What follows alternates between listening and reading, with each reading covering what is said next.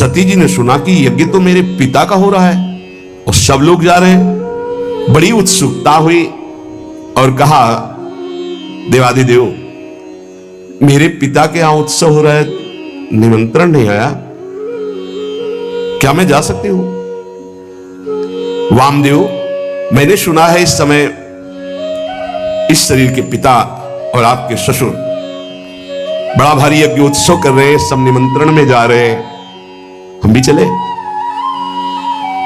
क्योंकि अपने आत्मियों से मिलने का मन करता है। मैंने देखा इन विमानों में हमारी बहनें भी थी जो अपने पतियों के साथ थी, बड़े सुंदर गहने आदि धारण किए हुए प्रसन्न मुद्रा में जा रही थी। बहुत समय हो गया मैंने अपनी मां को नहीं देखा, उत्सुकता हो रही है हमको भी। शिव कल्याण में ब्रह्म ऋषियों के द्वारा रचा हुआ महाश्रेष्ठ यज्ञ हो रहा है। वैदिक मंत्रों से भगवान श्री हरि की प्रधानता है, चलना उचित होगा। अजन्मा प्रभु, आप ही जगत की उत्पत्ति हेतु और पालन करने वाले, मुझे पता है आप ही त्रिगुणात्मिका माया के सृजन करता है। मैं आपसे प्रार्थना करती हूं, बहुत दीन हो रही हूं, क्या आप मुझे मेरे पिता के पास ले चलेंगे, माता के दर्शन कराएंगे, यज्ञ का उत्सव में सम्मिलित होने का सौभाग्य मिलेगा? कुछ नहीं बोले भगवान से। काहे नीलकंठ, आप जन्म रहित हैं, अजन्मा हैं, आप में भले उत्साह ना हो पर मेरा जन्म हुआ है, वो मेरे मां पिता है, मैं दर्शन करना चाहती हूं, उनसे मिलना चाहती हूं। देखो ना आकाश में कैसे राजहंस जैसे उड़ते विमान और उनमें हमारी बहनें जा रही। ऐसी अवस्था में कौन ऐसा होगा जो अपने माता पिता के उत्सव में सम्मिलित ना हो? प्रभु, हो सकता है आपको ऐसा उत्तर देने का मन हो कि उन्होंने निमंत्रण नहीं दिया, तो पति के गृह, गुरु के पास और माता पिता के यहां बिना निमंत्रण के जाना चाहिए, शास्त्रीय सिद्धांत है। ये अंबा जी कह रहे, सती जी कह रहे, भर्तुर गुरुर देह कृतश्च केतनम, गुरु के गृह में, पति के घर में और माता पिता के पास बिना निमंत्रण के जाया जाए, ऐसा शास्त्रीय सिद्धांत। निमंत्रण है तो खास बात नहीं है, बिना निमंत्रण के भेजा है, गुरु के यहां, पति के यहां और माता पिता के यहां। इसलिए आप शायद ये कहना चाहते हो कि निमंत्रण नहीं आया तो मैं नहीं लिवा चलूंगा, तो सिद्धांत है, आपको हमारी इच्छा की पूर्णता करनी होगी। और आपको मैं याद दिला देती हूं कि आपने मुझे अर्धांग में विराजमान किया है, मैं उसी सम्मान को आपको याद दिला रहे हैं कि मैं आपकी अर्धांग हूं, याचना करती हूं, अनुग्रहित कीजिए, मुझे हमारे माता पिता के पास भेज दीजिए। सती जी की बात सुन करके भगवान शंकर थोड़ा मुस्कुराए, कहा, सुंदरी, तुमने ठीक कहा कि बिना निमंत्रण के भी जाया जा सकता है। तो योदितम शोभनमेव शोभने अनाहुता अप्यभियंति बंधुषु ते यदुत्पादित दोष दृष्टयो बलीय सानाम्य मदेन मन्युना। यद्यपि माता पिता, पति और गुरु के यहां बिना बुलाए जाना चाहिए, सिद्धांत है, पर तदपि विरोध मान जहां कोई, तहां गए कल्याण न होई। यदि माता पिता तुम्हारे वैर मानते हो तो फिर नहीं जाना चाहिए, फिर नहीं जाना चाहिए। देहाभिमानी मद क्रोध से प्रबल हुआ, यदि वो अपमान करता हो तो फिर नहीं जाना चाहिए। यह सिद्धांत वहां चलता है जहां देहाभिमान रहित होकर के, मद रहित होकर के, दोष द्वेष रहित होकर के वो जो रिश्ते हैं उनका पालन किया जाता है।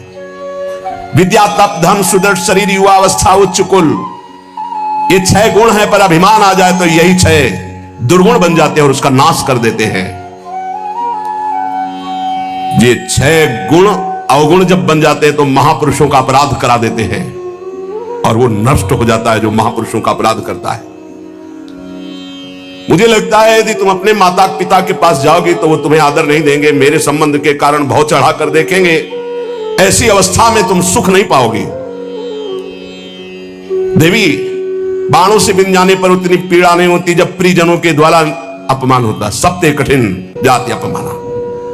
जब अपने परिकर के, अपने प्रेमी जन, अपने संबंधी तुम्हें सम्मान नहीं करेंगे और रोष भरी दृष्टि से या उपहास करेंगे, तब तुम्हारा जीना मुश्किल हो जाएगा। इसलिए हृदय को शांत करो और इसी कैलाश में ही रहो। सती जी को भगवान शिव की बात अच्छी नहीं लगी। क्यों? क्योंकि ममता जागृत हो गई तो ममता रत सन ज्ञान कहानी फिर नहीं समझ में आती। मानो सती जी ने कहा कि अगर आप एक बार खड़े होकर प्रणाम कर लेते हमारे पिता को तो समस्या ही नहीं होती, पूरा झगड़ा इसी से तो हुआ। भगवान शिव अंदर की बात जान कहते, सुंदरी तुम ये कह सकती हो कि परमोन्नति को प्राप्त दक्ष प्रजापति पद पर जब विराजमान थे तो आप खड़े होकर प्रणाम क्यों नहीं किया? तुम मेरी आश्रिता हो इसलिए मैं तुम्हें बता रहा हूं, ये खड़े होना, हाथ जोड़ना, प्रणाम करना, नमस्कार करना, यह देहाभिमानियों का व्यवहार है। ब्रह्मबोध संपन्न महापुरुष उसी आत्मस्वरूप वासुदेव का सम्मान करते हैं, बाहरी प्रक्रिया नहीं। अहंकार का पोषण अहंकार शून्य महापुरुषों के द्वारा नहीं होता।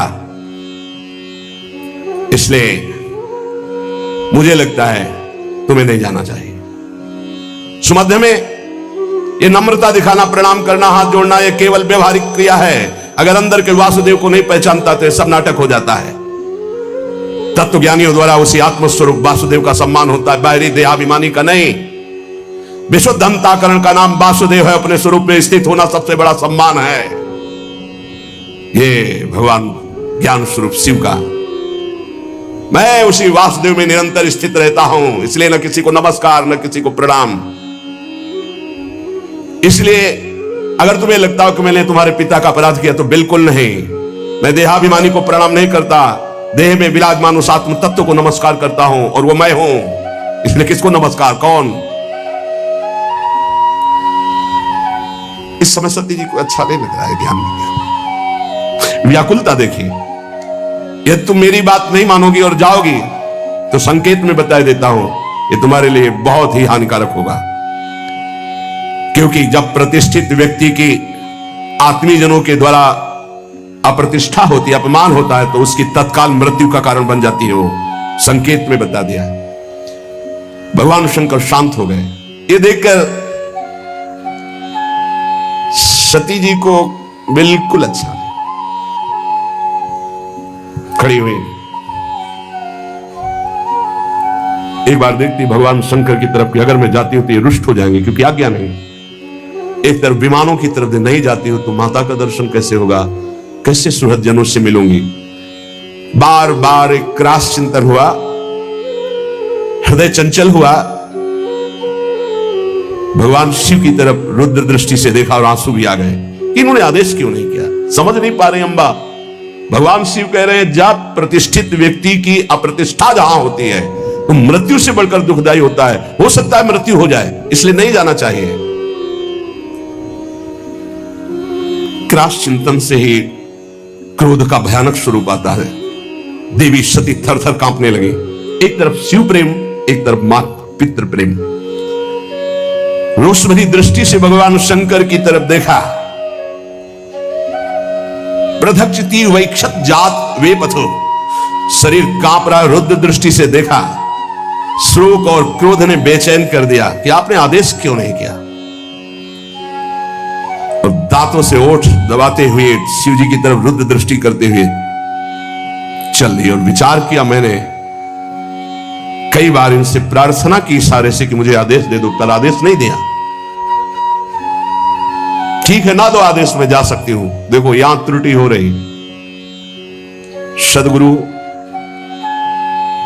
प्रिय प्राणपति, पूज्यजन, बिना इनकी आज्ञा के कदम नहीं रखना चाहिए। अगर आज्ञा नहीं है तो बड़ा अमंगल है यदि कदम रख दोगे। लंबी लंबी सांस खींची, भगवान शिव की तरफ देखा और चल पड़े अपने पिता के घर अकेले।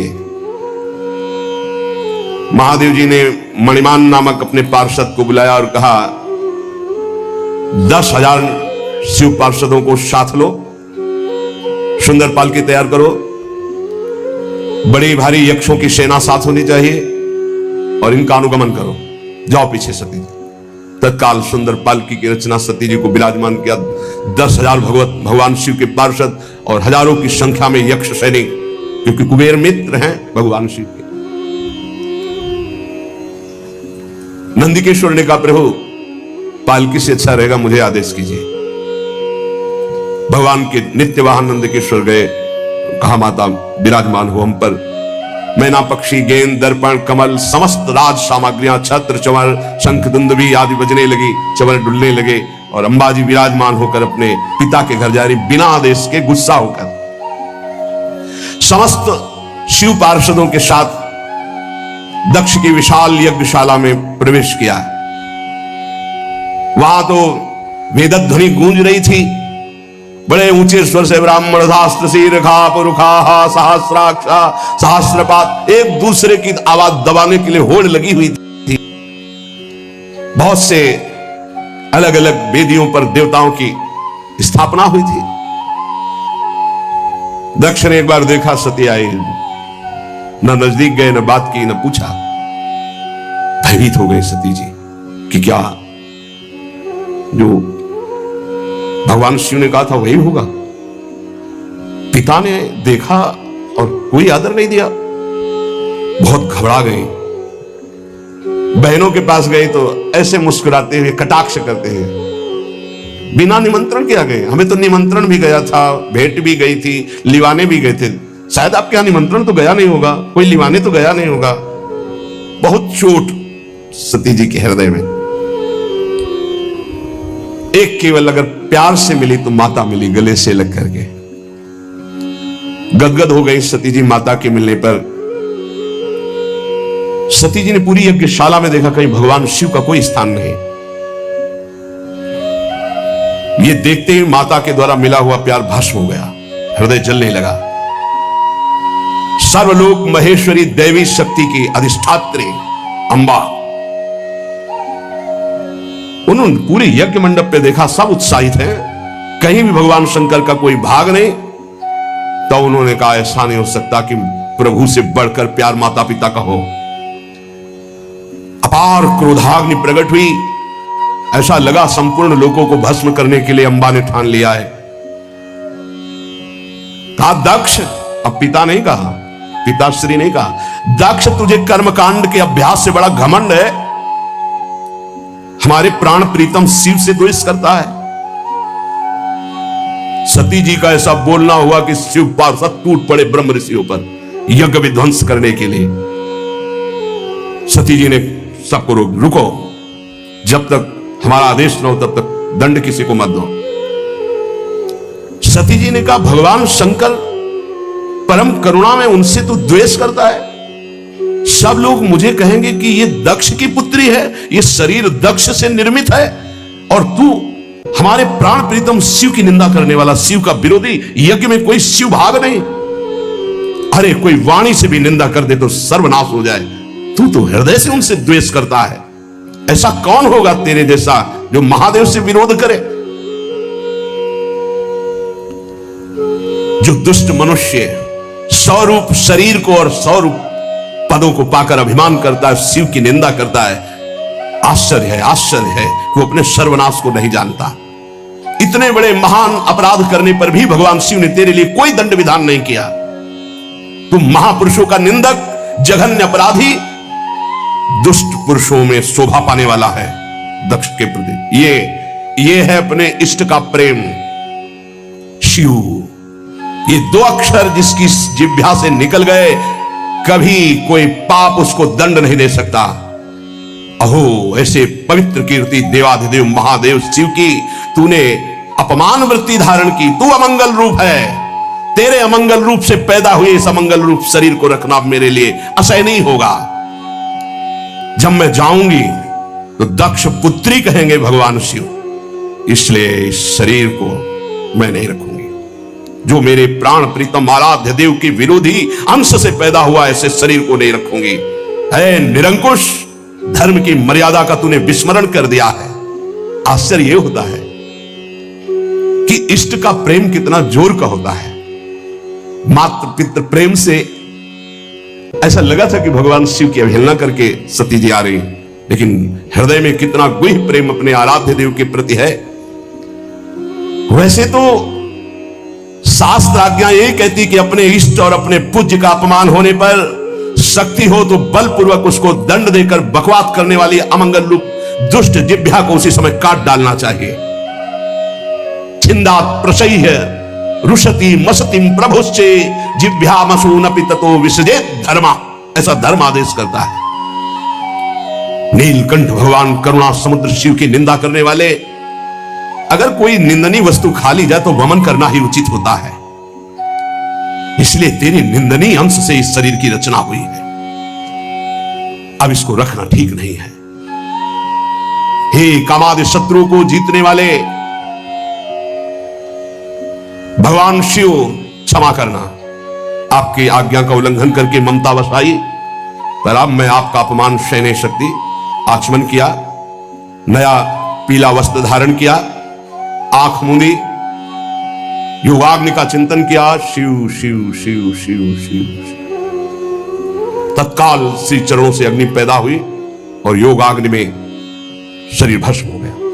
क्योंकि अंबा है, नहीं रखूंगी ये शरीर, तेरा अंश है ये शरीर, ये तेरा अंश है। जब मैं जाऊंगी तो कहेंगे आओ दक्ष पुत्री, ये मैं बर्दाश्त नहीं कर पाऊंगी। अब सब कोई कहेगा ये दक्ष पुत्री सती है, इसलिए मैं अब इस शरीर को नहीं रखूंगी। तूने मेरे इष्ट देव का अपमान किया।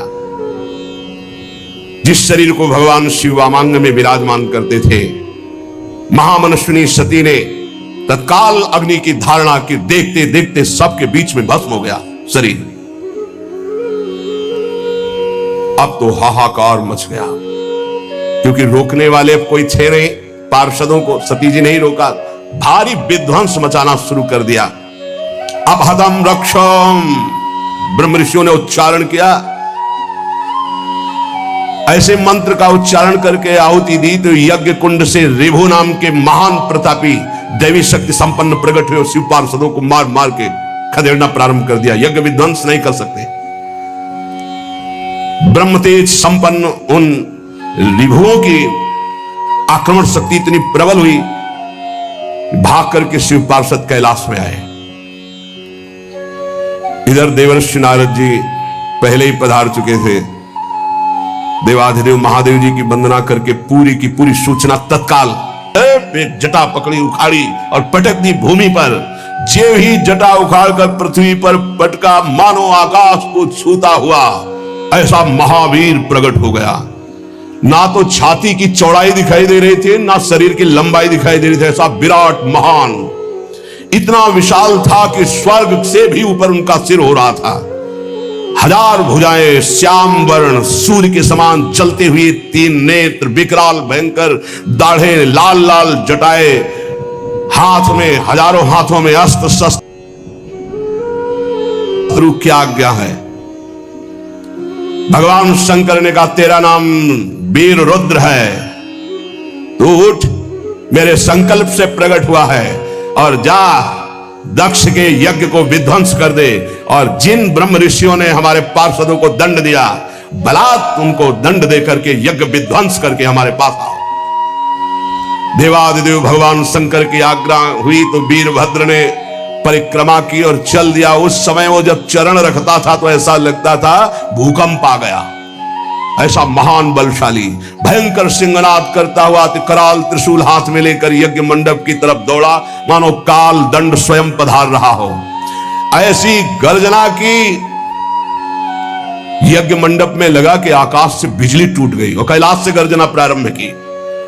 जितने बुद्धिमान ऋत्वज थे वो तो लघुशंका जाना, बोले जाओ महाराज। वो समझ गए कि अब कुछ प्रसाद लंबा होगा तो 50 ब्रह्म ऋषि तो लघुशंका के बहाने निकल गए।